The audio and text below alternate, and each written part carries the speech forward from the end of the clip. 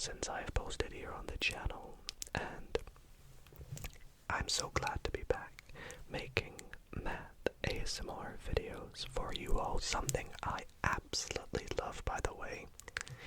I want to start this video by apologizing for being on my little hiatus, but we are ready and we are back to do what we love, and that is give you tingles while solving some relaxing maths problems. Now, before we get into the video tonight, I want to thank you all so much for the incredible support on my little Where Have I Been video, in which I explained what I've been up to the past few months and why there's not been many videos on the channel. But if you have just come over from my Dido ASMR channel, then hey, how's it going? It's me, it's Dido. Thank you for joining us here. In this video tonight, we're going to be solving we are going to be solving a high school maths exam, which is something I absolutely love doing. And it's going to hopefully take us a nice hour or so hopefully this video can help you drift off to sleep. And I have this nice dark background to make it as easy on your eyes as possible, but I also have my satisfying iPad to write on at the same time. Unfortunately, however, the paper is white. This isn't something I was able to change, so I have tried to dim the brightness down a little bit just to make it a little bit easier on your eyes. But we're going to go through this paper together, hopefully have a very fun time and make it nice and relaxing. So if you do enjoy the video, why not show the channel some support by dropping it a thumbs up? It would really mean a lot to me. And also, if you're new here and not already subscribed, then be sure to subscribe. Click that little notification bell as well to never miss an upload here, because I'm going to do my best to get back into posting weekly on this channel. I miss this channel so much and I love posting to it, so I have lots of fun ideas planned and coming in the future. Now, what are we doing tonight? Well, tonight we are going to be going through and attempting to solve, I've not looked at it yet, a Scottish Qualifications Authority maths paper. Now, this is the standard that is set in Scotland. Would you believe it? Which is the country I am from. There's the SQE logo at the bottom. And this is the level that we call National 5. Now, National 5 is something that you would typically sit in 4th year and is a very important qualification to be able to achieve, especially in mathematics. Not everyone does achieve it, it can be quite tricky, so I'm going to do my best to talk through my explanation to my answers in this paper in very close detail, which I must point out is non-calculator, so we're not allowed a calculator tonight. Now, National 5 is something that you sit roughly the age of 16, for those wondering. And why have I picked this particular paper? Well, this paper was sat in 2014, which was, well, over 10 years ago, because it was done in May. So my aim is, can I still complete a high school maths exam 10 years later? It's been a while, but you'd hope so, and I really hope you all do enjoy. So without further ado, let us jump into it, and let's put our forenames and surname. We're going to go with ASMR Maths. And number of seat, well, we're going to go with 420, of course. Birthday, my birthday is actually, it's been fairly recent. It was the 13th of October 2000. I don't remember what my Scottish candidate number this. But anyways, this is all pointless. Let us get into the questions, and I will do my best to zoom the camera in for each question we go through. And of course, every maths paper you do here in Scotland comes with a little formula list. This varies depending on what level of maths you're studying, but this is the basic formula you get at National 5. Anyways, let's move on to question number 1, which says, evaluate 5/12 multiplied by 2 and 2/9. Give the answer in its simplest form. So to multiply two fractions, I think the first thing I will do is make them both. I don't like this mixed fraction with the 2. So I think I'll start by rewriting it as 5/12 multiplied by, well, 2 and 2/9. 2/9 is 18/9. So 18 plus 2 is going to be 20/9. So that is what it is, the same as right there. And when we multiply this through, well, there's a little bit of a shortcut we can take. A shortcut.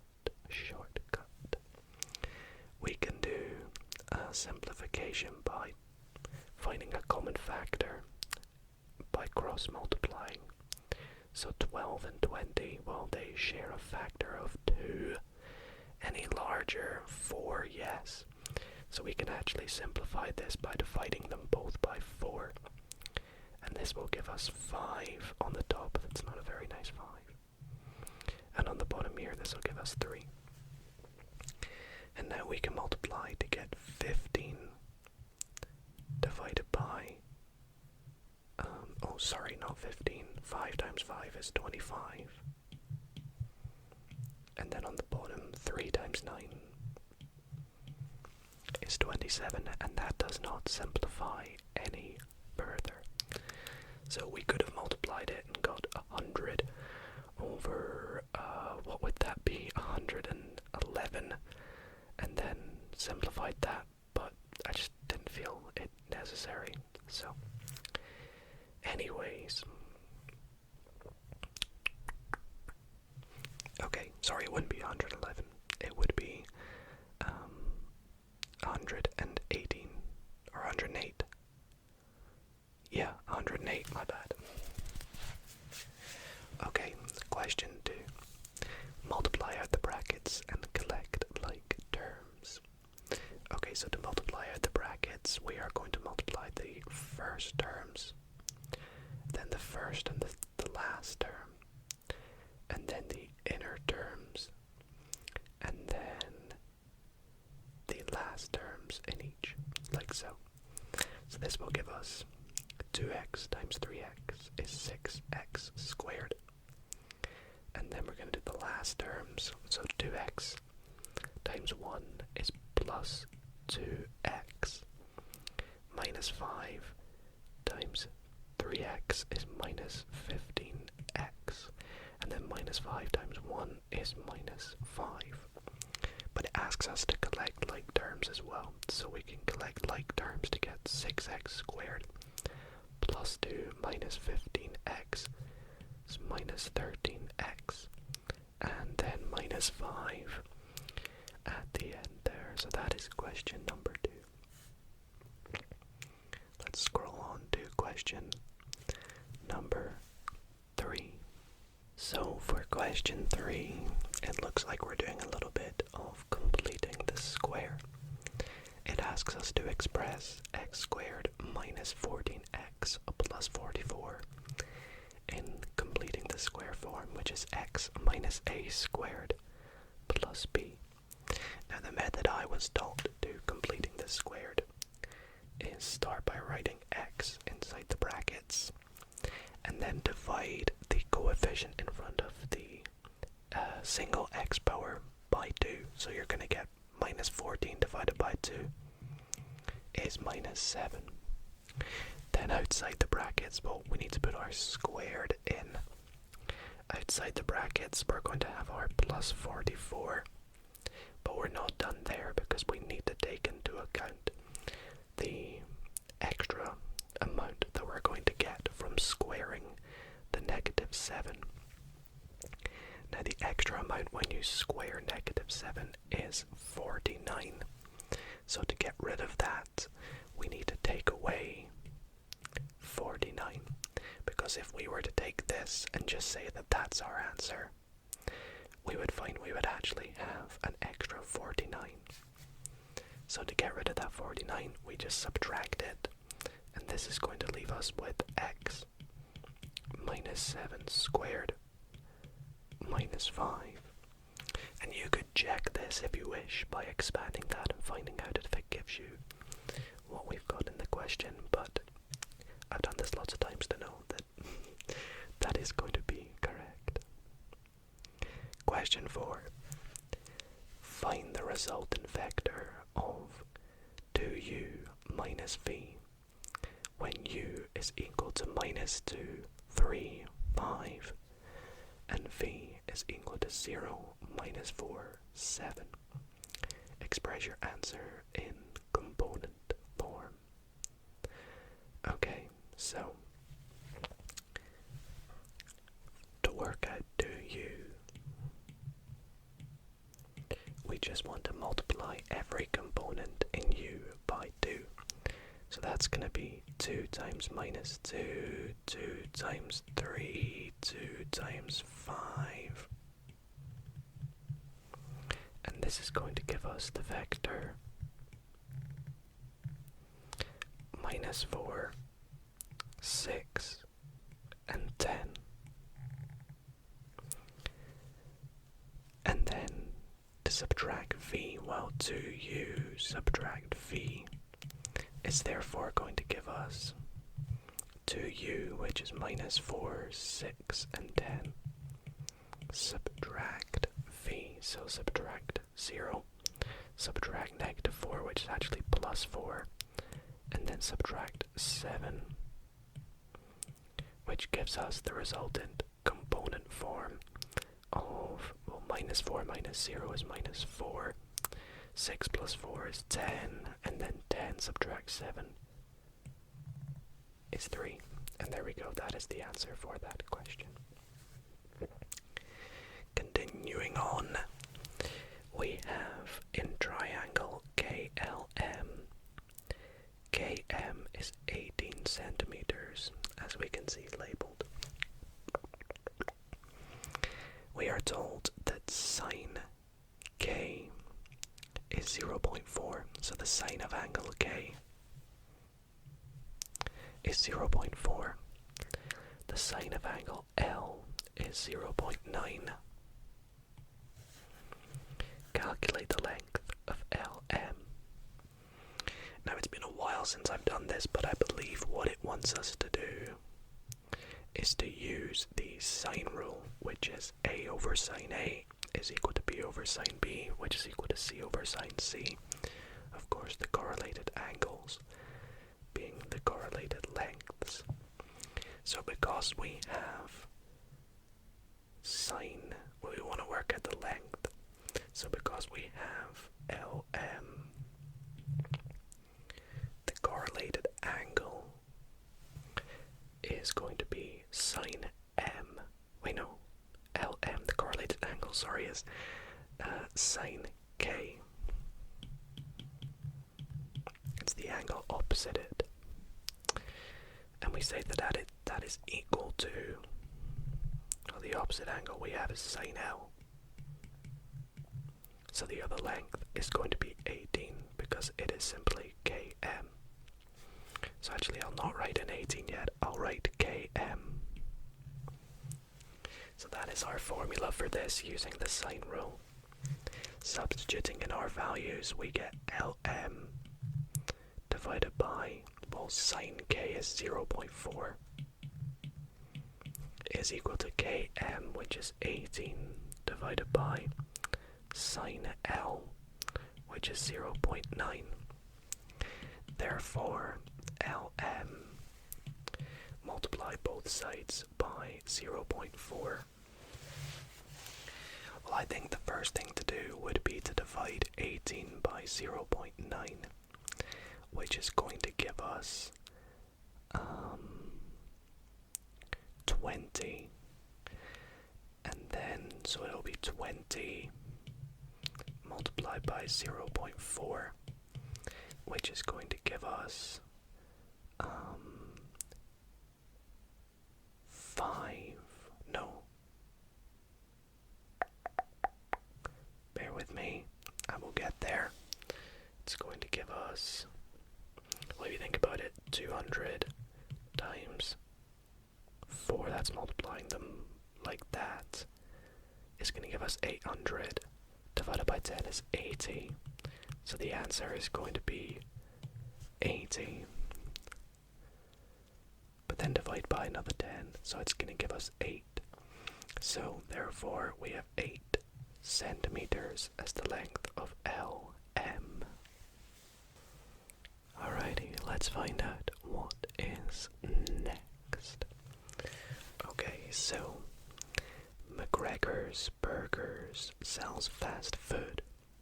The graph shows the relationship between the amount of fat, F, grams, and the number of calories, C, in some of their sandwiches. So we have the amount of fat and the amount of calories. And in each sandwich they have pointed how much each one has, and there is a correlation between them all with this line. And this is called the line of best fit. So a line of best fit has been drawn. Point A represents a sandwich that has 5 grams of fat and 200 calories. Point B represents a sandwich that has 25 grams of fat and 500 calories. Oh, I was about to say, where's the question? Find the equation of the line of best fit in terms of F and C. Okay, well, let's start by writing out the 2 points that we have, because we have 2 points. I think one was A and one was B. The first one was 5 grams of fat for 200 calories, so 5, 200. And the second one was 25 for 500 calories. So to find the equation of a line of best fit, we need the gradient and a point on the line. Now we have the point on the line already. We have, well, 2 points on the line. Now what we need is the gradient. And the gradient is given by the formula y2 take y1 divided by x2 take x1. And in this case, these are the values: x1, y1, x2, y2. So this is simply 500 subtract 200 divided by 25 subtract 5, which is 300 over 20. Gosh, they really like their big numbers, which is 15. Okay, so now we have our gradient. We can use the formula y take b is equal to m x take a, where the point on the line AB is simply, let's go with 5, 200. So 5 take 200 is equal to 15x take 5. And then we can expand on the right hand side, 15x. 15 times 5 is 75, but it's negative, so negative 75 gives us y is equal to 15x. Add 200 to both sides gives us positive 125. But we want to write it in terms of C and F. So which one is y, which one is x? X is F, y is C. So we have C is equal to 15f plus 125. And there we go. That is the equation of the line of best fit. Part B asks us, well, it tells us a super deluxe sandwich contains 40 grams of fat. Use your answer from part A to estimate the number of calories. This this sandwich has. So here, if the number of grams of fat is 40, F is equal to 40. So in this case, C is going to be equal to 15 times 40 plus 125. They really like to give us big numbers in questions where you're not allowed a calculator. It's quite mean of them, in my opinion. 15 times 40, well, 10 times 40 is 400. So 5 times 40 is 200. So 200 plus 400 is 600. Plus 125 gives us 725 calories. That was quite mean of them to use a big number like that, but it's not too tricky. So, okay, going on to the next question. Looks like we're working with graphs a little bit. I'm going to straighten things out for you all. So this question says, the diagram below shows part of the graph of y equals ax squared. Find the value of a. Now this shouldn't be too difficult. It's only worth 2 marks, and we're given a point on the line, minus 345. Now this point will be a point x, y on the curve. So if we have those values there, we can just substitute them into the equation y equals ax squared, where minus 345 is x, y. So therefore 45 is equal to a minus 3 squared. So 45 is equal to 9a, which implies that a is equal to 5. Nice and simple. Okay, let's move on to the next question, question 8, which is surds. I was never actually too good at surds, but I'll do my best. Express root 40 plus 4 root 10 plus root 90 as a surd in its simplest form. Okay, this actually shouldn't be too bad, because what I think we want to do is to be able to add them all together. You want to get them so that they have the same surd or bits in the square root.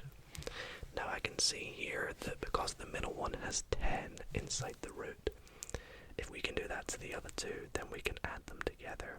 And we can do this because root 40 is the same as root 4 times 10.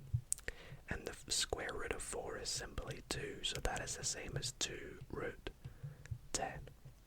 Similarly, root 90 is the same as root 9 times 10.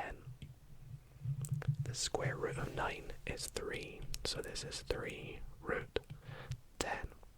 So therefore, this whole thing is equal to 2 root 10 plus 4 root 10 plus 3 root 10, and then therefore all you have to do is 2 plus 4, which is 6, plus 3, which is 9, gives us 9 root 10 as our final answer for that. So that's actually a little bit easier than I thought it was going to be. Okay, question number 9. We are racing through this a lot easier than I thought it was going to be tonight. 480,000 tickets were sold for a tennis tournament last year. This represents 80% of all the available tickets. Calculate the total number of tickets that were available for this tournament. Okay, so immediately let's write down the fact that 80% was 480,000. So in order to work out 100%, we need to work out what 1% is and then times it by 100. So that would be divide this by 80, but that's quite tricky. If we were to find out what 10% is, which shouldn't be as difficult, we can divide it by 8. So if this is 80%, 10% would be dividing that by 8. Now because I don't have a calculator, well, I can see 8 goes into 48 6 times, so it's going to be 60,000. So therefore 100% is going to be 10 times that, which is 600,000, which seems about right as a jump from 480,000 to 600,000 being 80 to 100. You also probably could have worked out 20% by dividing by 4. I've just realised, and then timesing that by 5, because working out 20% would have meant dividing by 4, which would have given you 12,000, and then timesing that by 5, of course giving you 600,000 as well. That also works. There's loads of ways you could have done it, let's be honest.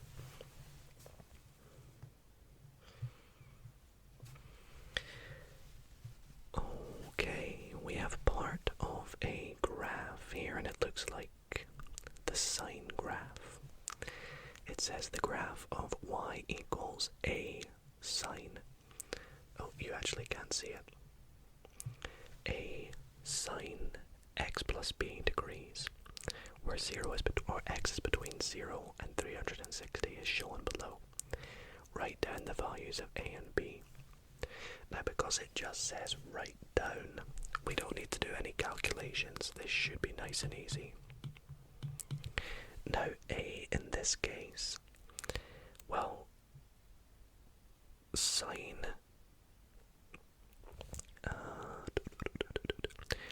usually begins at 0, so a is the shift. Now the shift is what it's multiplied by, so because it gets to its peak usually at 1, but now it's getting to its peak at 3, it's being multiplied by 3. So the shift, not the shift, sorry, b is the shift, a is what the amplitude is being shifted by, which is 3. B is the shift. Now the shift in this case is what it has been moved across by. Now we can see it starts, if we were to ignore the bit below the graph, we would see sine starts at 40. Usually it starts at 0 degrees. So it's been shifted to the right by 40. But for some weird reason, when it's being shifted to the right, even though you'd think it would be positive, it's negative 40. So B is negative 40 degrees. And there you go. That is that question. That was actually fairly simple. Okay. Whoops. What the heck have I done? I have no idea. Alrighty. Question 11. A straight line has the equation 4x plus 3y is equal to 12. Find the gradient of this line. Okay, so the line is in the equation ax plus by is equal to c. I prefer to find the gradient. The gradient is what is in front of the x when y is equal to 1. The coefficient in front of the y is equal to 1. So in order to do that, we have to divide everything by 4. But we also need to get the y to be on its own. So rearranging gives us, well, we can't write equals. So this is the same as 3y is equal to minus 4x plus 12. And then dividing by 3, we get y is equal to minus 4 over 3x plus 4. Therefore, the gradient mx, y is equal to mx plus c, m is the gradient, is equal to minus 4 over 3. And there you go, that is the gradient. Part B says to find the coordinates of the point where this crosses the x-axis. Now if you think about a line crossing the x-axis, this is the x-axis down here. If a line crosses the x-axis at this point here, it does so when the y-coordinate is 0. It will always be 0, no matter if it crosses like this or like this. Wherever it crosses, y will always be 0. So we'll say crosses when y is equal to 0. So substituting this into our equation from above, up here, 0 is equal to minus 4 over 3x plus 12, plus 4. Now, I immediately don't like this fraction, so I'm going to multiply everything through by 3. And sneakily doing so, it keeps the left-hand side as 0. So we're left with minus 4x plus 12. There's that 12 back there again. Rearranging gives us minus 4x is equal to plus 4x.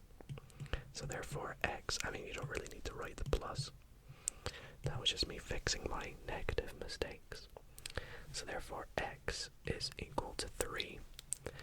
So the coordinates of the point where it crosses the x-axis is therefore 3, 0 as our coordinate. Very nice and very easy. So let's move on to question 12, which has a very big diagram for us to indulge in. Let's have a little look here. Let me get comfy. So the diagram below shows a circle, center C.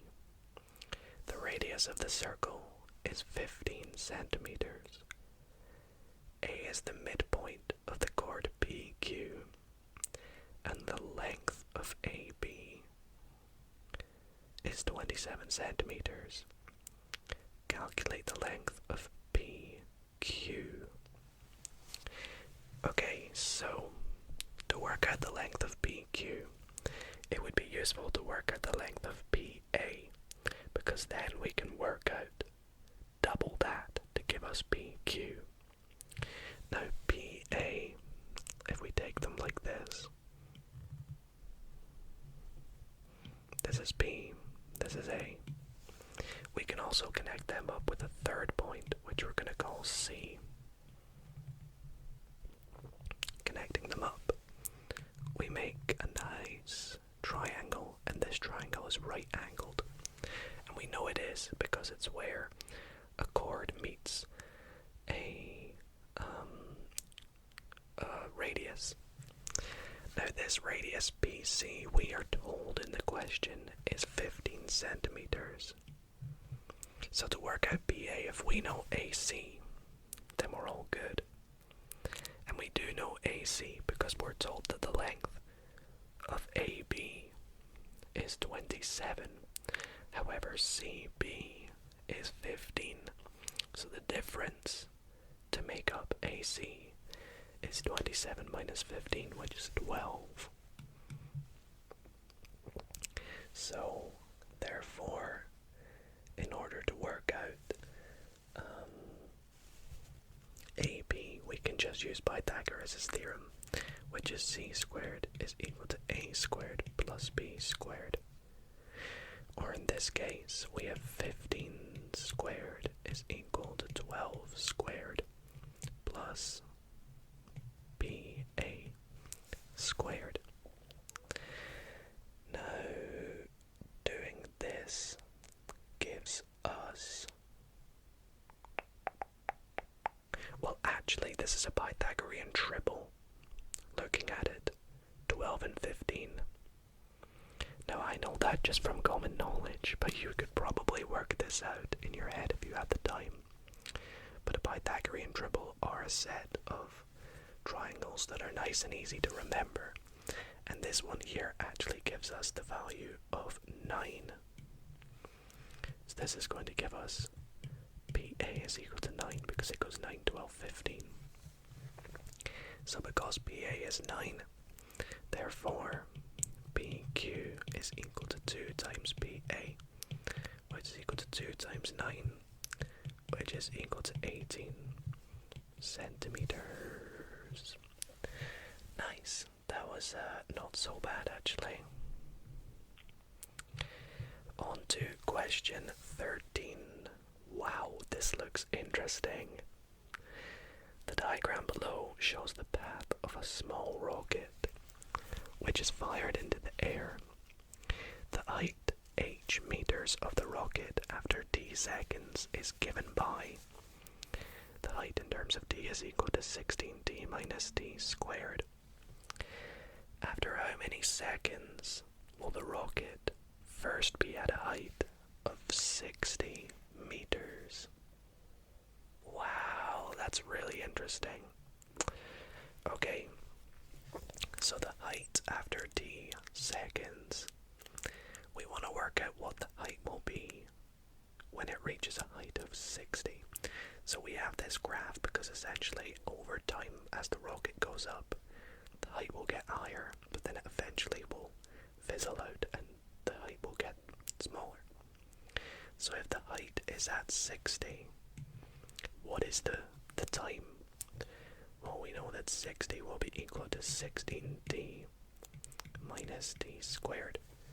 Now in doing this, we can just construct a quadratic, giving us t squared minus 16t plus 60 is equal to 0. Solving this, we get t. Now factors of 60 that can make minus 16, well, we're going to need two negative values. And I think it's pretty easy to see it's minus 10. t minus 6 is equal to 0.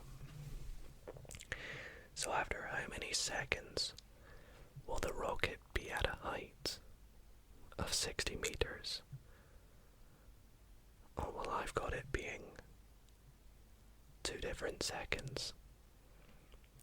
I've got that it will be at 60 after 6 seconds and 10 seconds now that I look at it. So either t is equal to 6 or t is equal to 10, but it can only be 1. Is there a way or something I've missed?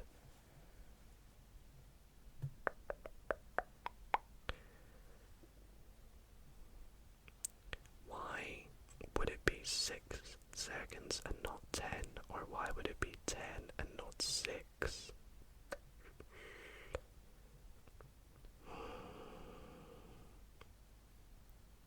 Interesting. I actually can't figure out why.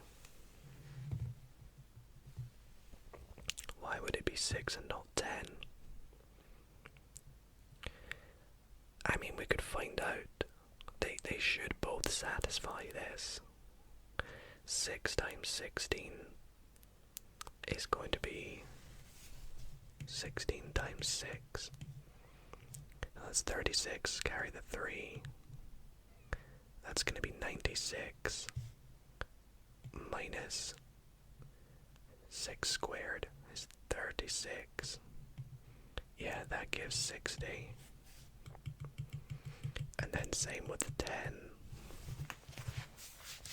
Putting in the 10, 160 minus 100.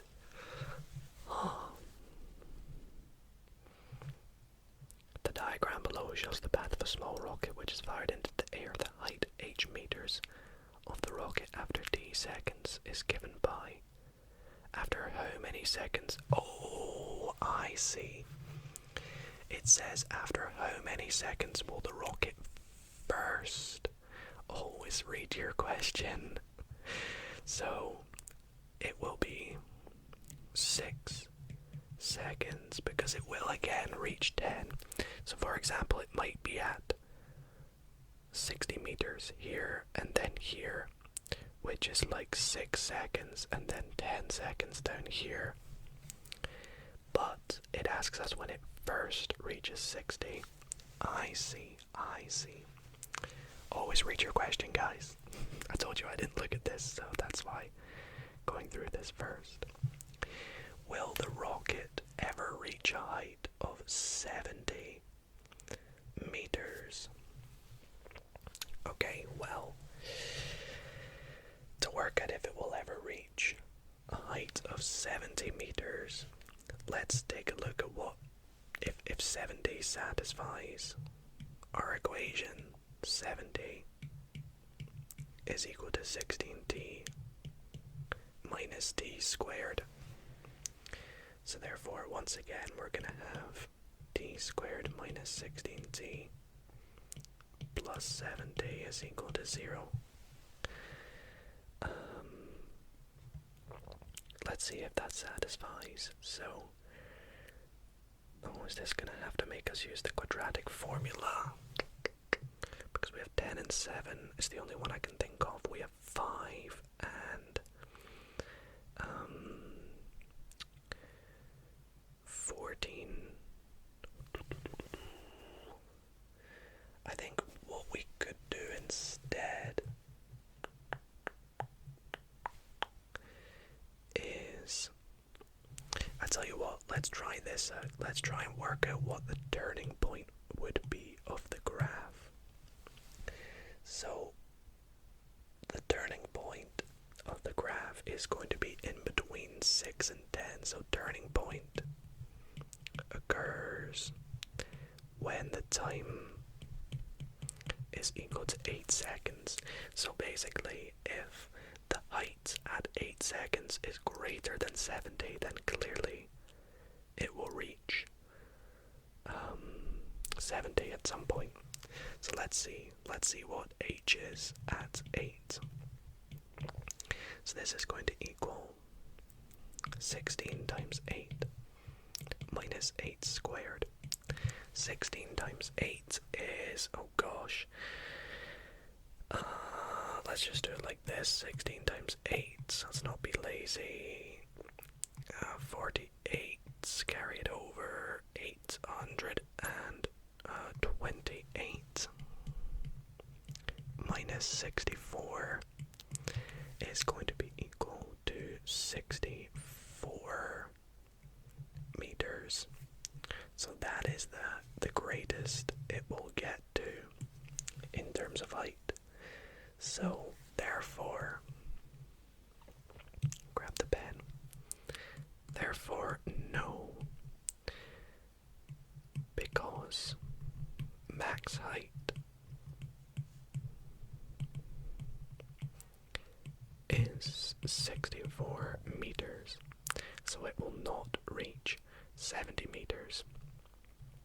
And that's us justifying our answer. And well, there we go. That is the end of the question paper, everyone. So that is all the questions done. And actually, that was quite a nice paper, I think. Despite it saying it was supposed to take us an hour, this seems to have only taken us about 45 minutes or so. Which just shows I have not lost my touch, and I am still A-okay at maths. I want to thank you all so very much for watching tonight's video. If you did enjoy, I would really appreciate it if you left it a like. Subscribe if you're new and want to see more videos like this. And I highly encourage you to comment down below what kind of videos you'd like to see on the channel in the future. But other than that, thank you all for watching. Sleep